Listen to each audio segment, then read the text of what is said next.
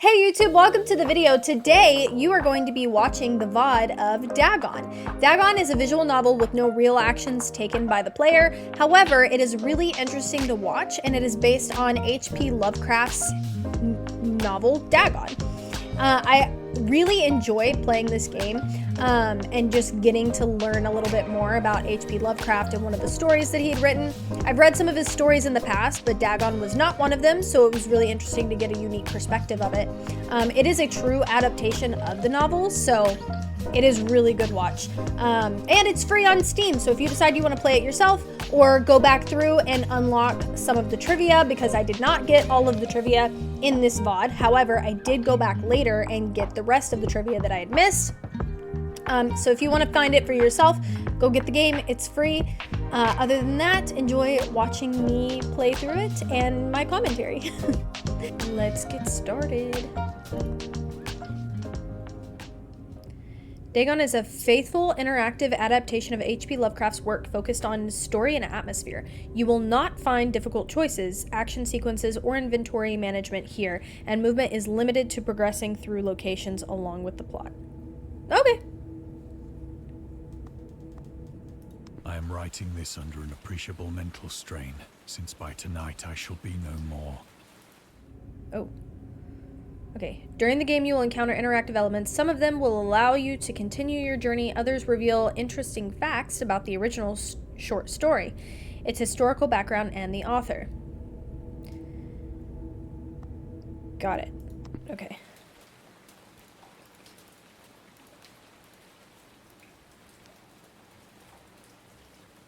Hold on, I want to look around a second. So none of this is interactable here? Okay. Penniless, and at the end of my supply of the drug which alone makes life endurable, I can bear the torture no longer, and shall cast myself from this garret window into the squalid street below. Oh.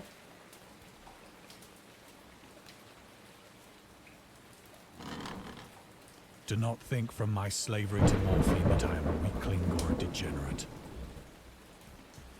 Here. Real quick, let me turn up the volume for you guys so that you can hear it fairly well. Let me know if that's too loud.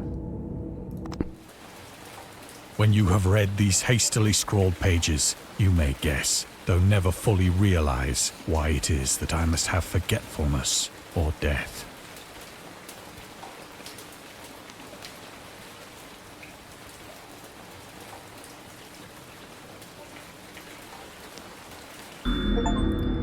Morphine entered into use in the 19th century and was routinely administered to treat severe pain during the American Civil War and World War I. It was also sold without restrictions until 1914. Morphine became more popular after the invention of hypodermic syringe around 1854. Friedrich Serturner, who first isolated the substance, originally named it morphium, after Morpheus, the Greek god associated with dreams. Interesting. At the time when Dagon was published, morphine abuse, known as soldier's disease, already posed a big problem in the United States. And it's even worse now.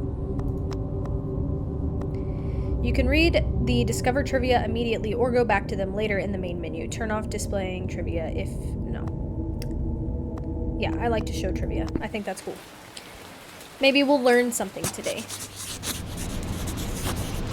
It was in one of the most open and least frequented parts of the broad Pacific that the packet of which I was supercargo fell a victim to the German sea raider.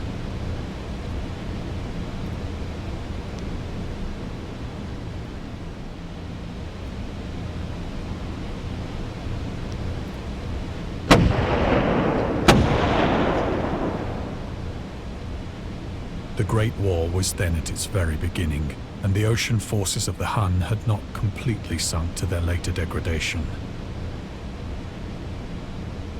So that our vessel was made a legitimate prize, whilst we of her crew were treated with all the fairness and consideration due us as naval prisoners.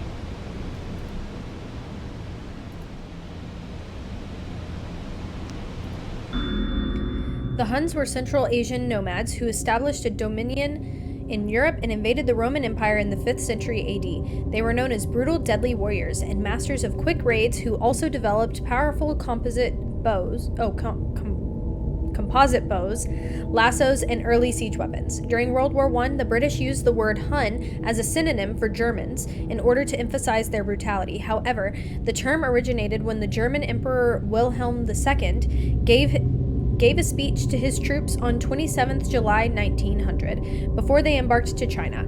Should you encounter the enemy, he will be defeated. No quarter will be given. Prisoners will not be taken. Whoever falls into your hands is forfeited, just as 1,000 years ago, the Huns under their king Attila made a name for themselves, one that even today makes them seem mighty in history and legend. May the name German be affirmed by you in such a way in China that no Chinese will never again dare to look cross-eyed at a German. The refusal to take prisoners was a clear breach of the laws and customs of war adopted during the First Hague Convention of 1899.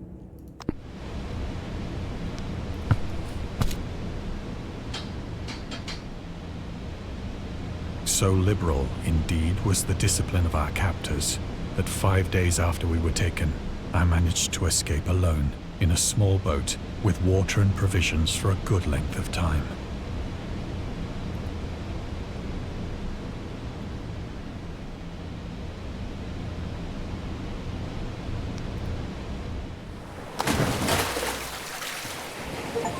When I finally found myself adrift and free, I had but little idea of my surroundings.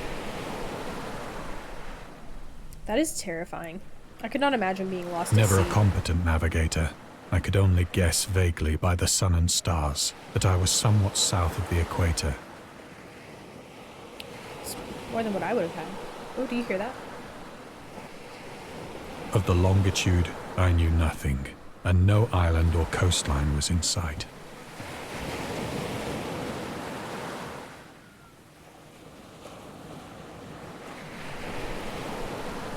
Okay. Oh, there it is. The weather kept fair, and for uncounted days I drifted aimlessly beneath the scorching sun, waiting either for some passing ship or to be cast on the shores of some habitable land. If you're lucky.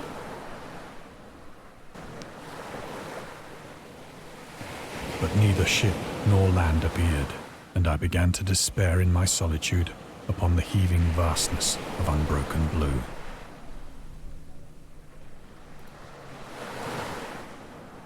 The change happened whilst I slept. Its details I shall never know, for my slumber, though troubled and dream-infested, was continuous.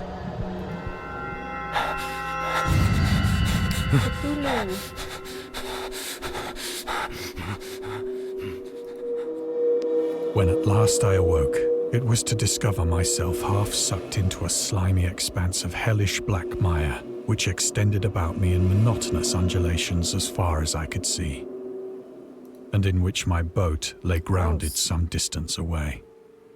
Though one might well imagine that my first sensation would be of wonder at so prodigious and unexpected a transformation of scenery, I was in reality more horrified than astonished. For there was in the air and in the rotting soil a sinister quality which chilled me to the very core.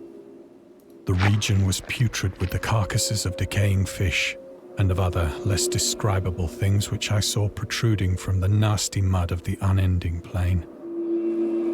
Perhaps I should not hope to convey in mere words the unutterable hideousness that can dwell in absolute silence and barren immensity. There was nothing within hearing, and nothing in sight, save a vast reach of black slime. Yet the very completeness of the stillness and the homogeneity of the landscape oppressed me with a nauseating fear. The sun was blazing down from a sky which seemed to me almost black in its cloudless cruelty, as though reflecting the inky marsh beneath my feet. Gross. Oh, that noise is disgusting.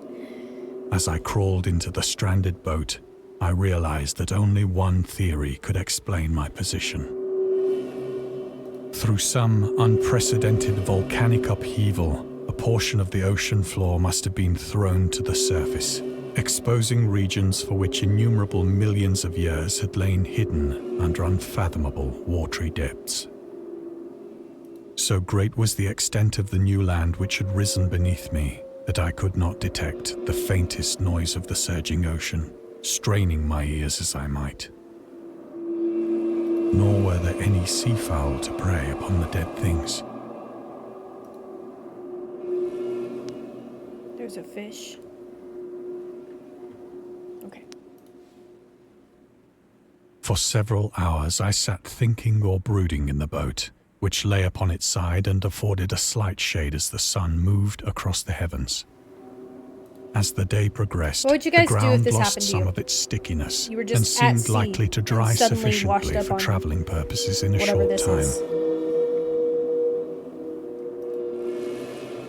That night I slept but little, and the next day I made for myself a pack containing food and water, preparatory to an overland Where'd you get the journey food in and water search of the from? vanished sea and possible rescue.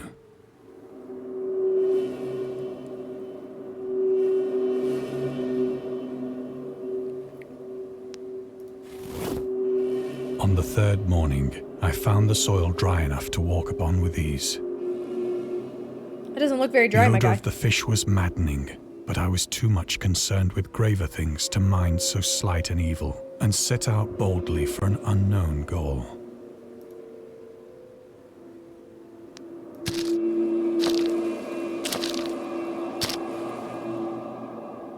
All day I forged steadily westward, guided by a faraway hummock which rose higher than any other elevation on the rolling desert. I thought you said it was dry.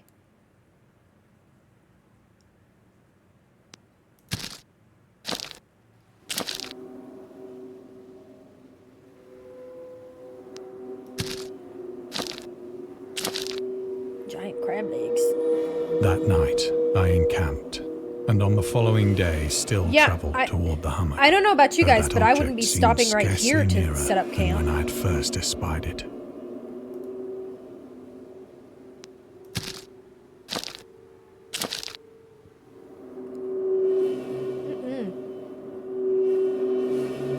By the fourth evening, I attained the base of the mound, which turned out to be much higher than it had appeared from a distance.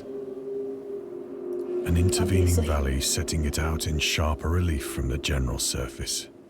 Too weary to ascend, I slept in the shadow of the hill. I know not why my dreams were so wild that night, but ere the waning and fantastically gibbous moon had risen far above the eastern plain, I was awake in a cold perspiration, determined to sleep no more. What are you gonna Such do visions instead? as I had experienced were too much for me to endure again. And in the glow of the moon, I saw how unwise I had been to travel Hey, by FK! day. We are doing a visual novel right now. Without the glare of the parching sun, my journey would have cost me less energy. Indeed, I now felt quite able to perform the ascent which had deterred me at sunset. Yeah, it's very cool. This one is based on an H.P. Lovecraft story, so very Cthulhu, Eldritch horror-esque. Picking up my pack, I started for the crest of the eminence.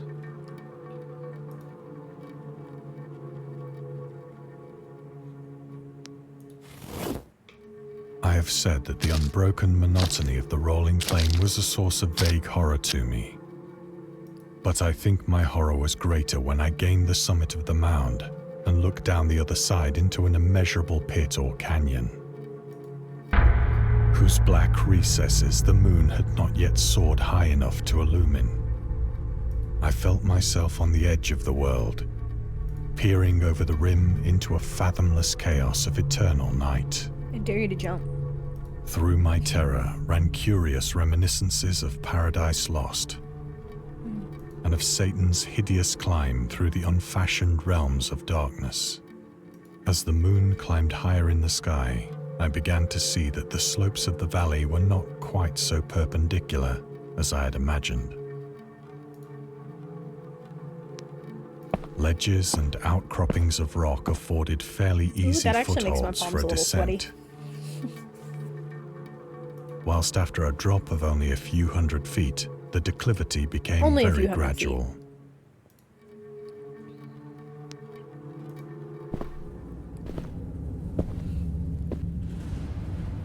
Urged on by an impulse which I cannot definitely analyze, I scrambled with difficulty down the rocks and stood on the gentler slope beneath,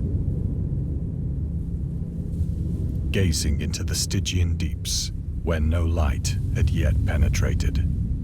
All at once, my attention was captured by a vast and singular object on the opposite slope, which rose steeply about 100 yards ahead of me. An object that gleamed whitely in the newly bestowed rays of the ascending moon. Some sort of monolith, maybe?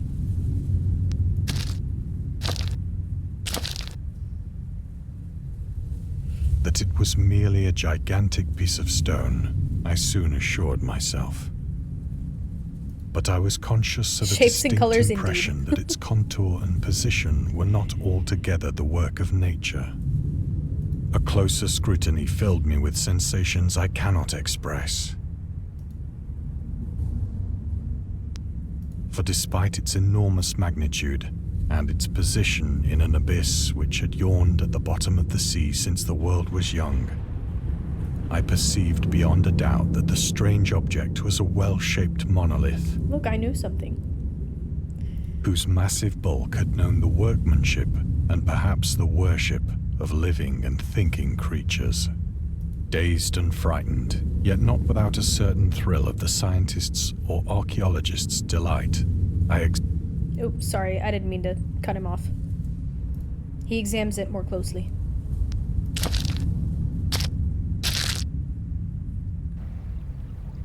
Why are we...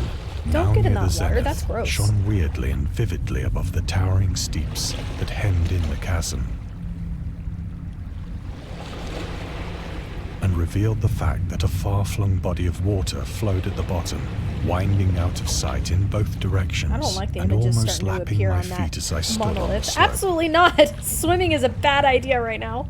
Across the chasm, the wavelets washed the base of the cyclopean monolith, on whose surface I could now trace both inscriptions and crude sculptures.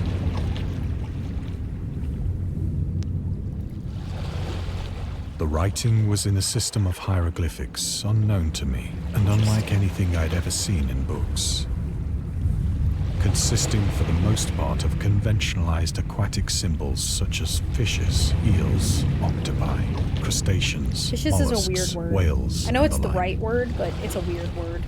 Several characters obviously represented marine things which are unknown to the modern world, but whose decomposing forms I had observed on the ocean-risen plain.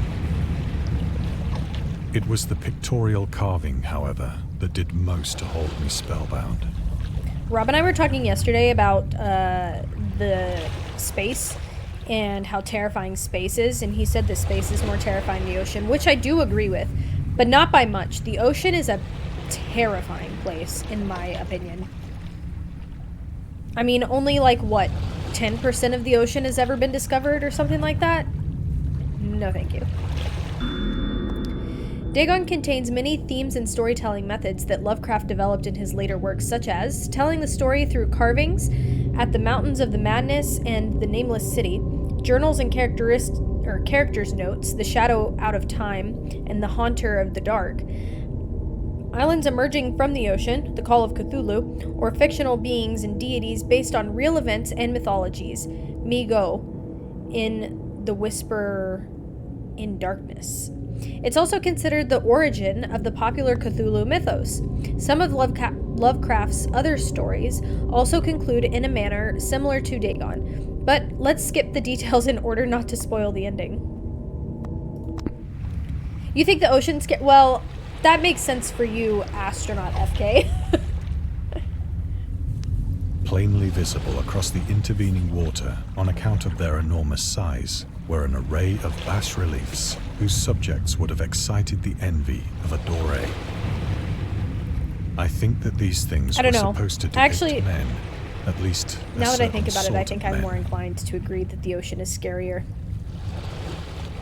Though the creatures were shown disporting like fishes in the waters of some marine grotto, or paying homage at some monolithic shrine which appeared to be under the waves as Because well. at least we more or less know what's in the immediate space around us. We have no idea what's in our own ocean. And that's just wild to me. Of their faces and forms I dare not speak in detail, for the mere remembrance makes me grow faint, grotesque beyond the imagination of a Poe or a Bulwer. They were damnably human in general outline, despite webbed hands and feet, shockingly wide and flabby lips, glassy, bulging eyes, and other features less pleasant to recall. No, yeah, the fact that we've never been to the bottom of the ocean is terrifying, and I don't understand why we have more of a desire to go out into space than to discover what's on our own planet first. That doesn't really make sense to me. But then again, you know, there's stuff like what was that thing called? The little ship that went into the ocean and then killed all those billionaires. That's probably why we can't discover more of our ocean. Curiously enough, they seem to have been chiseled badly out of proportion with their scenic background. Badly out of proportion, or are they just giant? For one of the creatures was shown in the act of killing a whale, represented as but little larger than himself. I'm going to assume that it just is that I size, my guy. remarked, as I say, their grotesqueness and strange size. Yeah, the Titan sub. But in a moment, I wanted to decided say the that they were Titanic, but I merely knew the that wasn't right, imaginary so I was gods like, of let me some just call it the primitive thing. fishing or seafaring tribe. Some tribe whose last descendant had perished eras before the first ancestor of the Piltdown or Neanderthal man was born.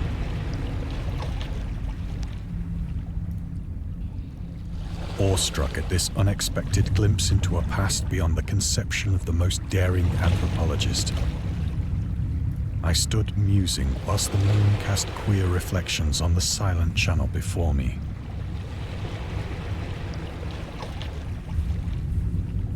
You got so into the whole history of that sub that you learned how to read ocean maps and ocean-y math to try and pinpoint where it could be?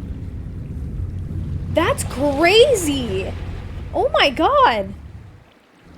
So what you're telling me is you're some kind of genius. Then, suddenly, I saw it. Saw what? With only a slight churning to mark its rise to the surface, Oh. the thing slid into view above the dark waters. Can we leave? Fiendlike and loathsome, it darted like a stupendous monster of nightmares to the monolith, about which it flung its gigantic scaly arms, the while it bowed its hideous head and gave vent to certain measured sounds.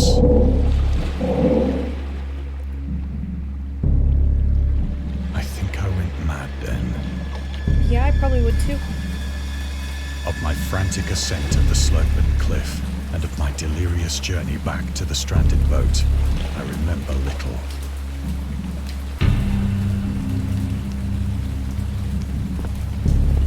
I don't know what is happening. Other than we got scared and run. I believe maybe? I sang Ran? a great deal, and laughed oddly when I was unable to sing. Why?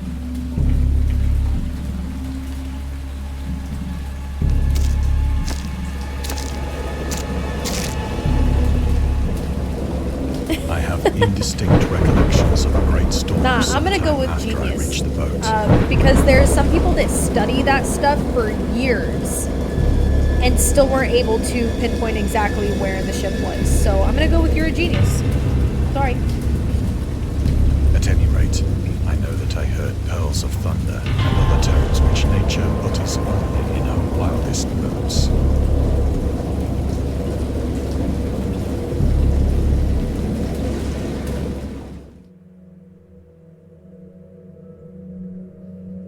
When I came out of the shadows, I was in a San Francisco hospital. brought thither by the captain of the American ship which had picked up my boat in mid-ocean. In my delirium, I had said much, but found that my words had been given scant attention. Of any land upheaval in the Pacific, my rescuers knew nothing. Interesting. Nor did I deem it necessary to insist upon a thing which I knew they could not believe.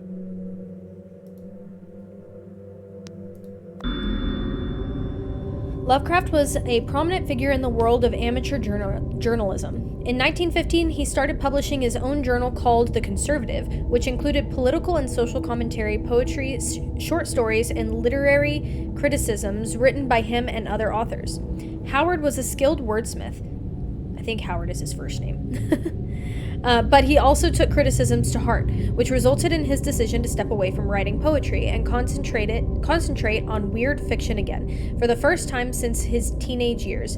Dagon, published in 1919, is one of the short stories written during that period. In this excerpt from The Conservative, the master of horror fiction explains his attitude towards warfare and the idea of world peace. Why any sane human being can believe in the possibility of universal peace is more than the conservative can fathom.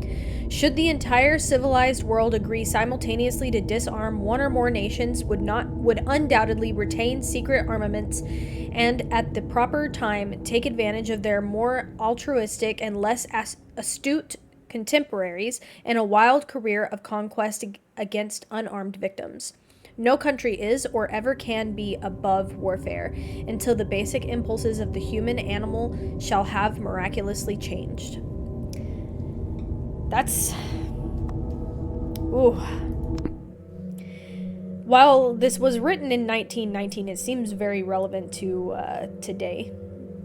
Yeah, from the ocean to San Francisco. I had the same thought.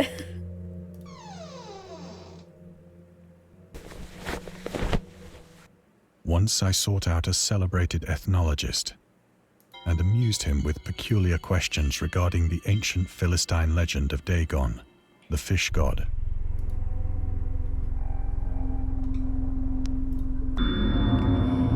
Dagon, or Dagon, was the main deity of the Philistines, worshipped throughout the Middle East as the ancient god of fertility and crops. In Hebrew, the word Dagon was a common noun for grain. The rulers of Akkad, Mesopotamia, chose him as the patron saint of their war conquests. He also appeared as the judge of the dead in an Assyrian poem and an underworld prison warder. I'm sorry, y'all. I'm having a hard time with all these words. In one of the Babylonian texts. He is often mistakenly taken for a fish god due to the wrong interpretation of his name, as in Hebrew the word dag means fish. In H.P. Lovecraft's works, Dagon is an underwater deity ruling over the deep ones, a humanoid race with fish traits that resides in the ocean. He is worshipped by a secret cult called the Esoteric Order of Dagon. Creepy.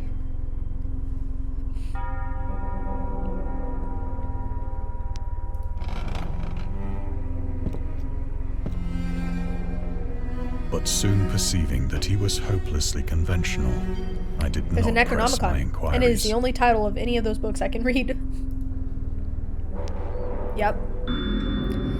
August Derleth was an American writer and anthologist. He also befriended Lovecraft and published many of his works through his company, Arkham House. Although he greatly contributed to the popularization of the author's works, after his death, he is surrounded by numerous controversies. One of his most questionable decisions involved introducing the good versus evil doctrine. Derleth was a devout Catholic. To the Cthulhu mythos, which contrasted with Lovecraft's view of the world and his approach to cosmic horror. As a result, the author's works are often misunderstood and misrepresented in today's culture. It is also worth noting that Lovecraft was never really interested in creating a mythology, and the term Cthulhu mythos was coined by Derleth after the author left the mortal plane. Not so secret now, is it? Definitely not. Alright, where are we supposed to go now? Over here?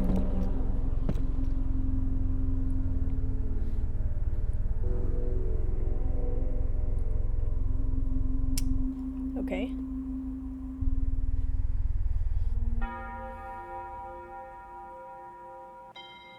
Now, tell me, what was the point of making me walk over here to this clock just to walk back over there?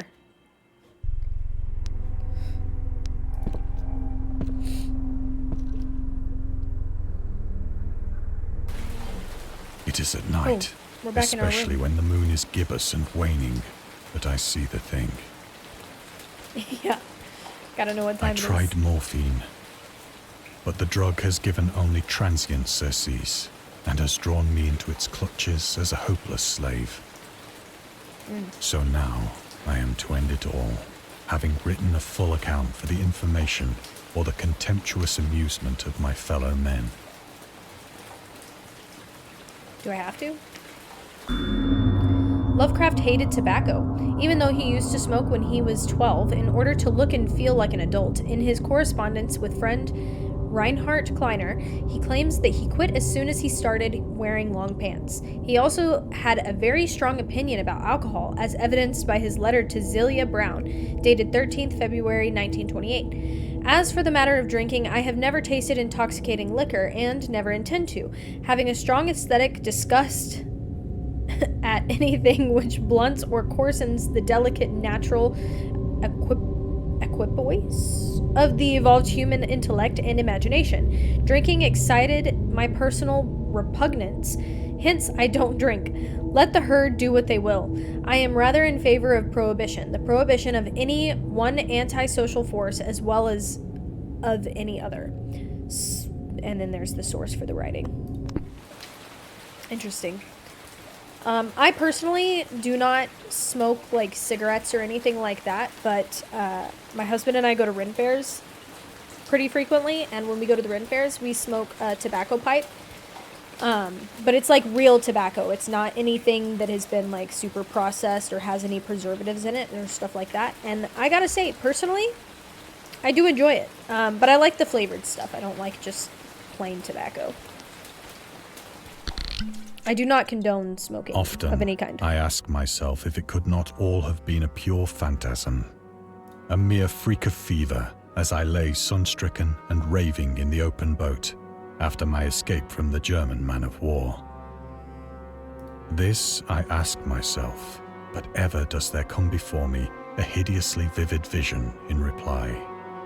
I cannot think of the deep sea without shuddering at the nameless things that may at this very moment be crawling and floundering on its slimy bed, worshipping their ancient stone idols and carving their own detestable likenesses on submarine obelisks of water-soaked granite.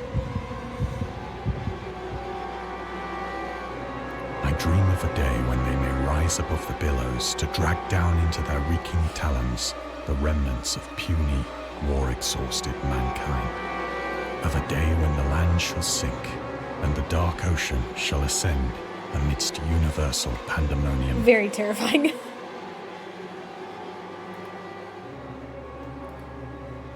Huh.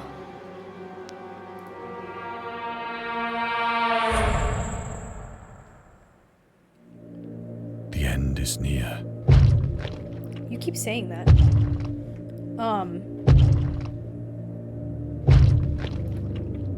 I hear a noise at the door, as of some immense slippery body lumbering against it. No, I don't. I actually don't think I want to touch the door. It shall not find me.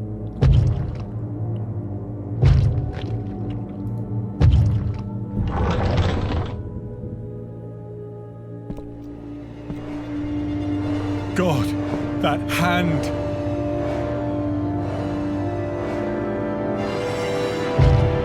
The window! The window! I can't turn! I can't turn! Here we go.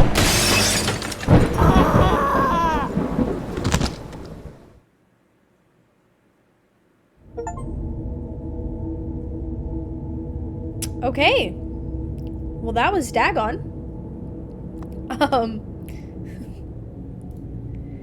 Interesting. Huh. So that is a Lovecraftian story I had not read before, but that was that was pretty good. It kind of gives you a lot to think about. Well, what did you think? That was Dagon. It was a really eerie, really interesting visual novel, and I really enjoyed it. I am gonna do some more of these in the future. So if you're interested and you want to see those, please let me know down below, and I will see you guys in the next one. Bye-bye.